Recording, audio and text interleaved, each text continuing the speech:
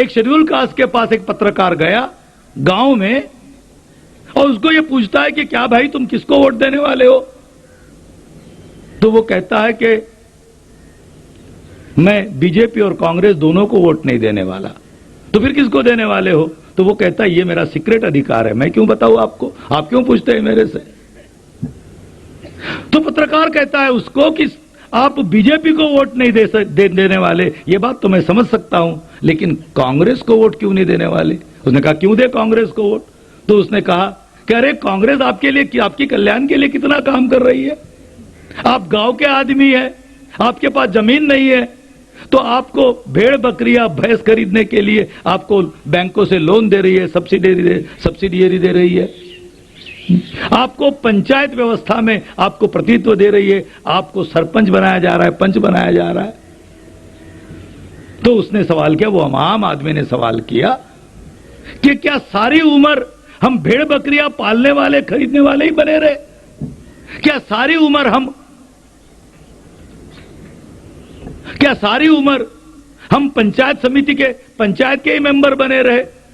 तो क्या कांग्रेस हमें प्रधानमंत्री बनाने वाली है देश का? क्या हमारे किसी भाई को प्रधानमंत्री बनाने वाली है? अगर बनाने वाली है तो बताओ, मैं कांग्रेस को वोट देता हूं। तो ये जो बात है, ये उदाहरण क्या दिखाता है कि एस्पिरेशन समाज में है, वो एस्पिरेशन बढ़ रही है।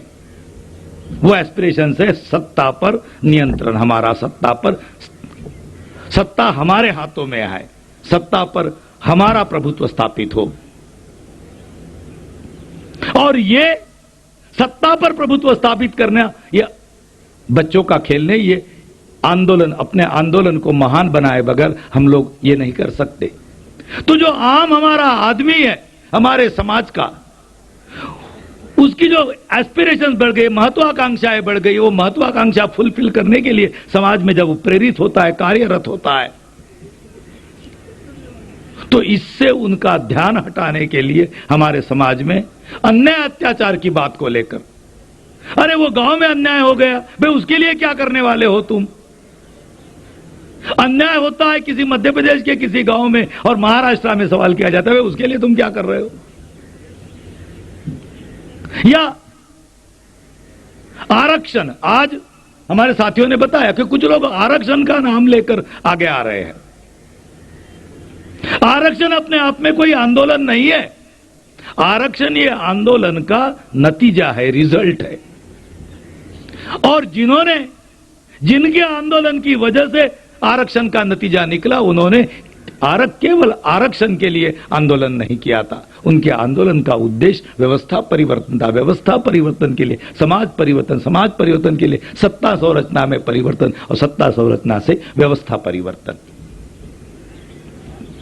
तो आज हमारे समाज का, आज बहुजन समाज की लोगों का वो आंदोलन के अंतिम उद्देश्यों की तरफ, आंदोलन के अंतिम लक्ष्यों की तरफ जो ध्यान जा रहा है, उस ध्यान से हटाने के लिए, और वो ध्यान, समाज का ध्यान उस अंतिम उद्देश्यों पर, उन अंतिम लक्ष्यों पर केंद्रित करने वाले लोगों कौन है? तो वो पढ़े लिखे लोग हैं। समाज में जो पढ़े लिखे, जो हमारे समाज के जो पढ़े लिखे कर्मचारी है, ज्यादातर वो बामसेब के माध्यम से जो काम समाज में समाज जागृति का हो रहा है, वो लोग हैं। तो ये जो सरकारी कर्मचारी है, जो पढ़े लिखे कर्मचारी, ये पढ़े लिखे कर्मचारी ये इस आंदोलन को लेकर चल रहे हैं, तो इनको ही रोका जाए। ये इनको रोकने के लिए वो इनको जो लोकप्रिय, इनको जो पॉपुलर लगते हैं, वो पॉपुलर चीजें इनके सामने ला रहे कि भाई वो आरक्षण की बात, आरक्षण बचाना है हमें। तो ये आरक्षण का नाम लेकर, अन्याय अत्याचार का नाम लेकर हमारे समाज को, हमारे पढ़े लिखे लोगों को डाइवर्ट करने के लिए डाइवर्ट किया जा रहा है, और डाइवर्ट करके उनका आंदोलन से ध्यान हटाया गया। इसके लिए आज जो नेता के नाम पर, नेताओं के नाम पर जो भड़वे और दलाल पैदा हो गए, ये वर्तमान में सबसे खतरा है, क्योंकि राजनीतिक भड़वेगिरी को हम पहचान लेते हैं, लेकिन इसको हम समझ, क्योंकि हमें ऐसा लगता है कि ये हमारे ही आंदोलन की बात है, तो हमें उसमें पड़े, हम अपना काम छोड़कर हम इसमें पड़ जाते हैं। ये आज सबसे बड़ा नुकसान, ये आज सबसे बड़ा नुकसान का खतरा है। तो हमें क्या करना होगा? जैसे जैसे क्रांतिवादी आंदोलन बढ़ेगा, वैसे वैसे मैं आपको ये बताना चाहता हूं कि दलालों और भड़वों की संख्या कम नहीं होने वाली। हमारे को बहुत साथियों ने कहा कि भाई इसको कम करो, ये इसको काउंटर, इसको कम कैसे किया, ये ना हो पाए। ये ऐसा नहीं होने वाला। दलाल और भड़वों की संख्या भविष्य में बहुत बड़े पैमाने पर बढ़ने वाली है,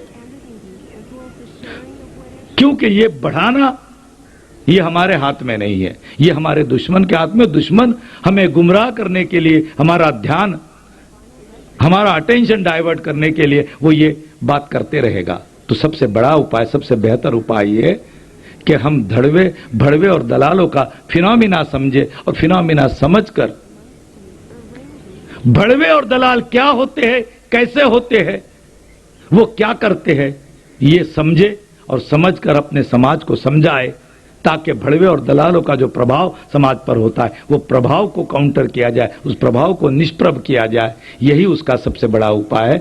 ये बात आप लोगों के सामने रखने के लिए हमने इस विषय को आपके सामने रखा था। तो इस संदर्भ में इस बात को आपको समझते हुए आगे बढ़ना होगा। इसी के साथ ये टी